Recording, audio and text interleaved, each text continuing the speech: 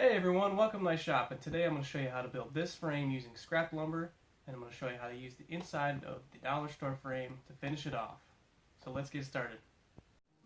I selected cherry and maple to build my frame, and it was just scrap I had laying around, and I figured, why not? Let's try it.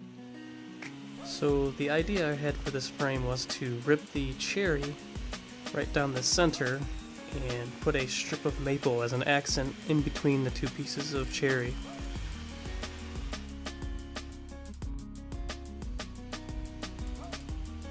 And I decided the safest way to rip this piece of cherry in half and keep my hands away from the blade was to run the board halfway through and flip it over and finish it on the other side, and then I could just turn the blade off. If you have a tool like the gripper or something similar, you probably would not have an issue with safety on running a short piece through.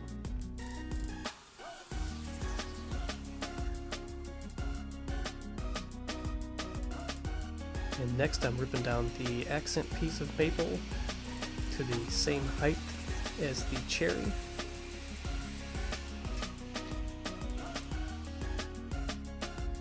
And next it's time to glue up our three pieces and apply the clamps and allow them to dry for about an hour.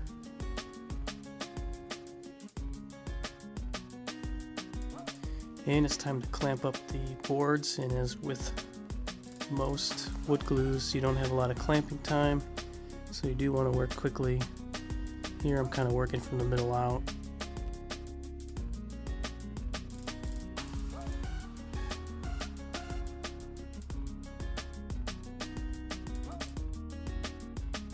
And it always seems like every single clamp you have in your shop is used, even on the smallest project.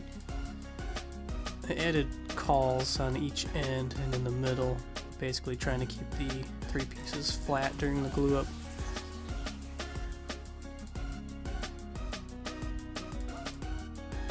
And now that it's dry, I'm just scraping off the excess glue before I run it through my drum sander.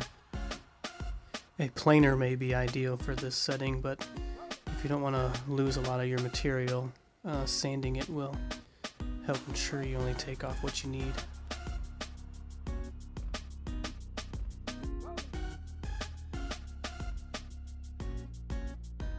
And of course this tool is not necessary, you can sand this by hand. I just happen to be fortunate to have this tool here, and it makes quick work of cleaning off the glue and flattening the boards.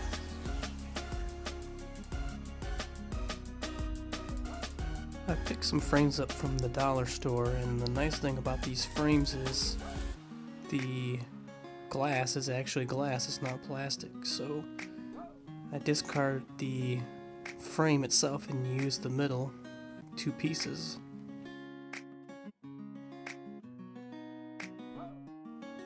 So the first thing I need to figure out is the rabbet for the two middle pieces to sit inside the frame on the back side. So here I'm taking my gauge and getting the measurements to set up on my router table to create that groove for the backing to sit inside. If you have an old style Craftsman router like I do, it's going to take a little bit of time to get it set up, as it's not easy to kind of micro adjust those settings.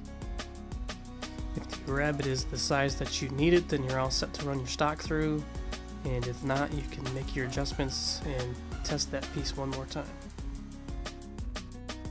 When you run your stock through, make sure you run it through slowly. If you have a lot of material to take off, probably a good idea to take it off in increments, and one, save the blade or the bit, and two, it'd probably be a lot safer and not burn the wood. And lastly, what I decided to do to finish off the frame was put a chamfer on the inside and outside of the frame itself to kind of finish it off and give it a nice look.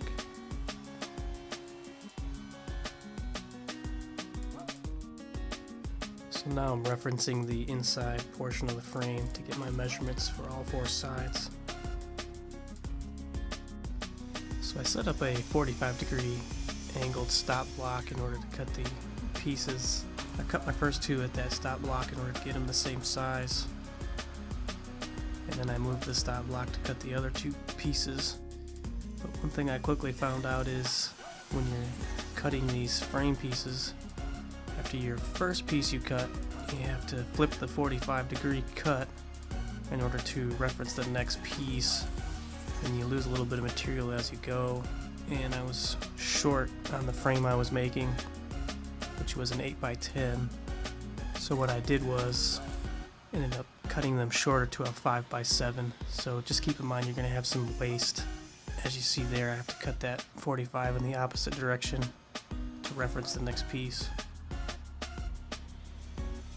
If you notice too on the miter table, I created a kind of zero clearance insert, and that's to keep the hardwood from chipping out underneath as I cut it.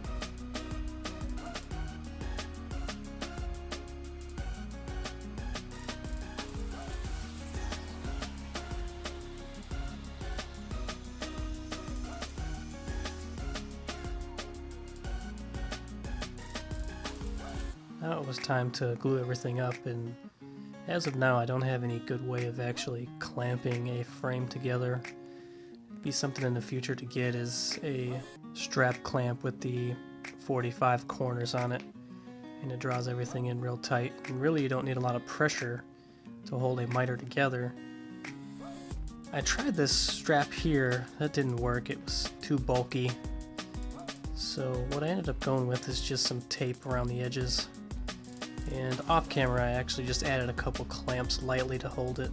And the main thing you want to worry about here is make sure the four sides are all level to each other. You'll just have more work to do in the sanding phase if they do move out of place on you.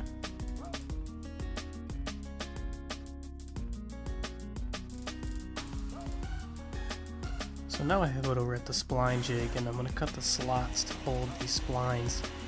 These are to reinforce the miters, as two miters that are put together in that fashion just are not strong enough, and over time they might crack and come apart.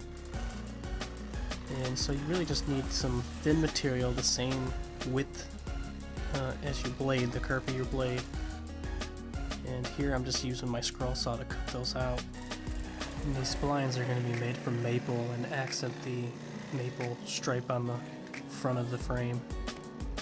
So after I rough cut the splines and left enough material to eventually sand them flush, I glued them up and also added some spring clamps just to hold the three sections together as they dried.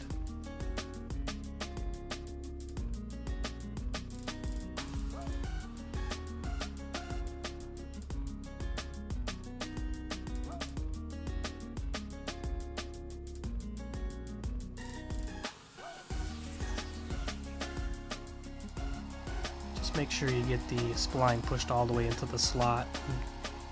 Try not to have any gaps on the very corners there on the ends.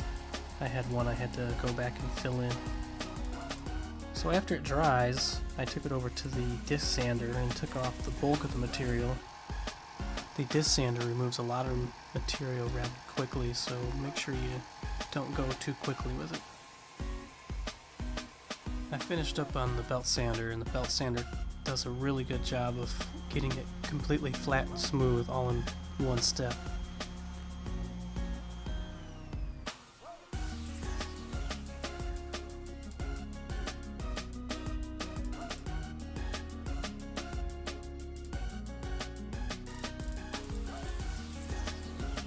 And finally I added a finish. Here I'm putting on shellac, and I'm simply wiping on a thin coat and allowing it to dry and sanding in between, and I added about 3 coats.